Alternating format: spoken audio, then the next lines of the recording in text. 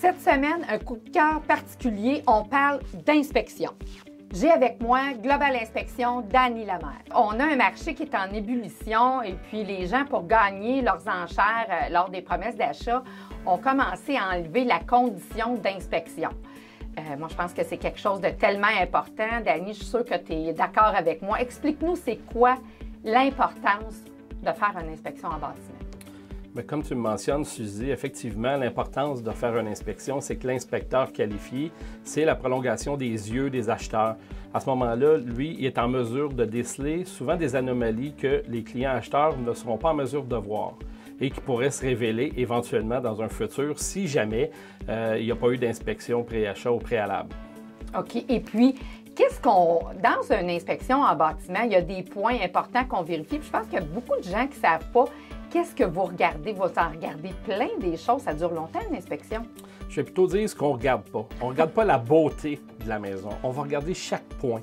Qu'on parte de la toiture jusqu'à la fondation, en passant par les éléments électriques, la plomberie, les moisissures, les risques d'infiltration antérieure qui n'ont pas été décelés ou souvent pas été nommés, soit au niveau de la déclaration du vendeur, les gens ont fait des omissions. Alors l'inspecteur est vraiment là pour aller chercher ces petites informations-là supplémentaires qui permet justement à notre client acheteur de se diriger vers la propriété qui est à son goût.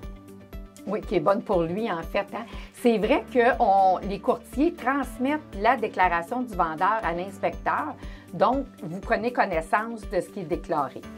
Effectivement, on prend connaissance de ce qui est déclaré, mais l'inspecteur, des fois, va pousser un petit peu plus loin au niveau de la déclaration du vendeur en posant des questions aux clients vendeurs qui, malheureusement, des fois, ont fait des omissions ou ne se rappellent pas justement de situations qui sont pervenues quelques années antérieures. Et à partir de là, on est capable de pousser un petit peu plus loin notre inspection et de pouvoir déceler justement des anomalies qui pourraient survenir dans le futur. Oui, parce que c'est vrai que les clients, c'est bon ce que tu dis, les vendeurs, quand on remplit la déclaration du vendeur, sont stressés. Tu ne peux pas te rappeler 20 ans des fois dans 3 heures que tu passes avec le courtier pour faire une mise en marché.